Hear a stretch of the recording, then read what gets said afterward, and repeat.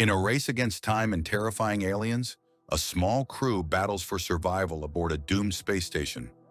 Will they escape the deadly creatures, or is something even more sinister awaiting them? In the year 2142, a space probe stumbles upon the wreckage of the Nostromo, the ship from the original Alien movie. The probe retrieves what seems to be an organic object and brings it to a space station where scientists cut it open. Half of it is taken away for research, but the remaining part contains a dangerous alien called a xenomorph. 6 months later, we meet Rain, who's trying to get out of her contract working on a mining colony controlled by the Weyland-Yutani Corporation. Despite having met her work quota, she's told she can't leave due to a labor shortage and is reassigned to the mines for another 5 years. Meanwhile, Rain's adopted brother Andy, who's an android, gets into a fight with some punks. Rain helps calm him down with a special chip, and later she gets a message from her ex, Tyler, inviting her over to his ship, the Corbelan.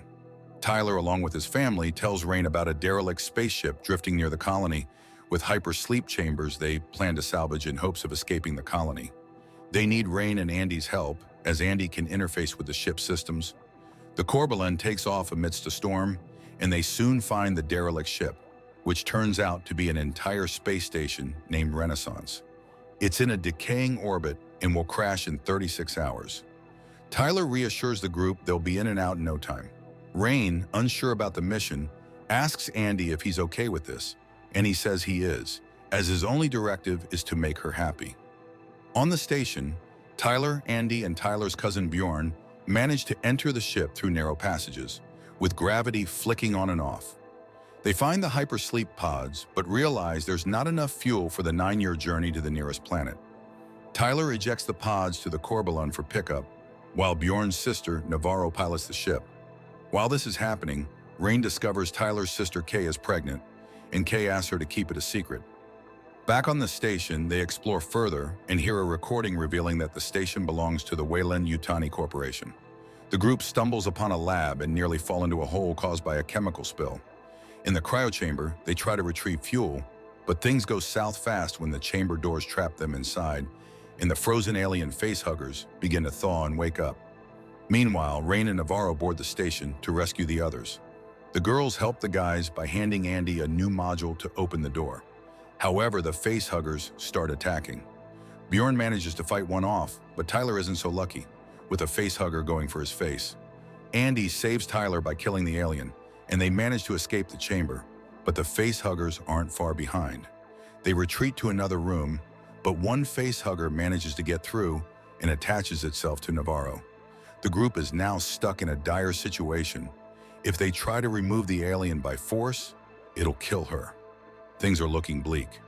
Andy surprises everyone by explaining that the alien attached to Navarro is actually sharing oxygen with her, keeping her alive. Suddenly, he sounds more intelligent and calm, as if something's changed. Rain figures the new module on Andy is responsible for this, but when she tries to remove it, Andy stops her, saying he's been updated. He admits he doesn't know how to remove the facehugger safely, so he suggests bringing back the destroyed android. They manage to boot up the android, who introduces himself as Science Officer Rook. His first advice? They should kill Navarro because the facehugger is implanting an alien inside her, and it's too late to save her. Talk about a mood killer. Turns out this station found the wreckage of the Nostromo, and its crew was killed by the same alien species, now hanging dead from the cables. Rook sealed the station after the alien died, but clearly too much damage had already been done. Rain then suggests freezing the facehugger using cryonic liquid. Tyler shoots it at the alien, and once its grip loosens, they remove it from Navarro's face. But of course, the facehugger escapes. Classic facehugger move. Everyone is relieved Navarro seems fine, but Rook gives them a grim warning. There's a 60% chance an alien is still inside her. Andy advises against bringing her back, but Bjorn disagrees and knocks Andy out. Bjorn takes off with Navarro, sealing the doors behind him and trapping Andy, Rain, and Tyler in the station. As Navarro detaches the Corbelan from the station, she suddenly feels sick. Using a special light, she discovers the alien inside her, just as Rook predicted. Navarro has a seizure, and the dreaded chestburster alien pops out, killing her instantly. Without a pilot, the Corbalon crashes into the station, causing a massive explosion. The station is now destabilized and has only 47 minutes before crashing into the planet's rings. Meanwhile, Rain and Tyler try to cross the station, but are met with a terrifying sight: facehuggers on the other side of the door. Rook reveals that facehuggers can't see and rely on sensing body heat. Using this knowledge, Andy raises the temperature to match their body heat, and they manage to sneak past without alerting the creatures. Kay, who wakes up on the Corbalon, encounters a freshly hatched xenomorph and narrowly escapes it. She falls hard into the hangar, causing a commotion that draws the attention of the facehuggers. Tyler, Rain, and Andy make a run for it, but Andy nearly leaves them behind. When confronted, he claims he calculated they'd make it in time, which just feels like an excuse to be a jerk. With only 30 minutes left before the crash, chaos ensues as everyone scrambles to survive. Things are going from bad to worse, and let's be honest, Andy's behavior isn't helping anyone. The trio leaves the lab, completely unaware that the video is still playing. Turns out the rat has mutated into the dead monster they found earlier in a box. Yikes. Now, with only 20 minutes until impact, they begin making their way across the station, only to find xenomorph resin everywhere, which is a dead giveaway that more than one alien is lurking around. Andy turns on the lights in the next corridor, and surprise! The walls are covered in an alien hive. Disgusting, right?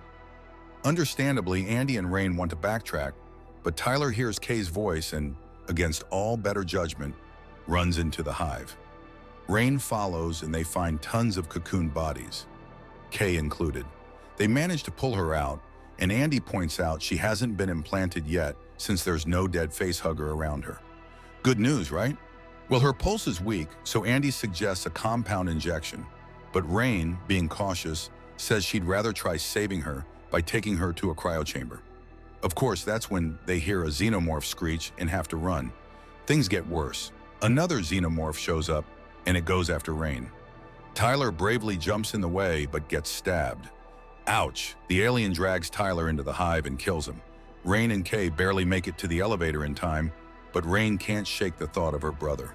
So after dropping Kay and the samples at the hangar bay, she tells her to leave. But Kay, who's worried about her baby, decides to inject herself with the compound. With just 10 minutes left, Rain reaches the hive and resets Andy. He's back to normal, but the xenomorphs are closing in fast. Rook refuses to open the doors for them, which is really inconvenient. So Rain disables the station's gravity and goes full action hero, shooting aliens left and right. Acid blood floats everywhere. It's messy, but they make it to the elevator shaft. Naturally, more chaos unfolds. A xenomorph grabs Rain, and as the gravity resets, the elevator crushes the creatures below. Just when you think it's over, there's one last xenomorph. Andy manages to shoot it down. They finally get to the ship and find Kay unconscious. But there's no time to relax. Kay's pregnancy accelerated, and she gives birth to some kind of alien cocoon. Gross! The cocoon falls into the cargo bay, and Rain follows it with a freezing ray. Things get crazy. Kay's monstrous child kills Andy and its mother, leaving Rain to battle it. She tries to eject the whole cargo bay and barely manages to send the alien crashing to its death. In the end, Rain puts Andy in a cryopod, hoping she can fix him later. With the ship on autopilot, she prepares herself for a long sleep, praying they make it to a planet alive. And honestly, after all that chaos, she deserves some rest. Thanks for watching. If you enjoyed this, don't forget to like, subscribe, and hit the bell for more. See you in the next one.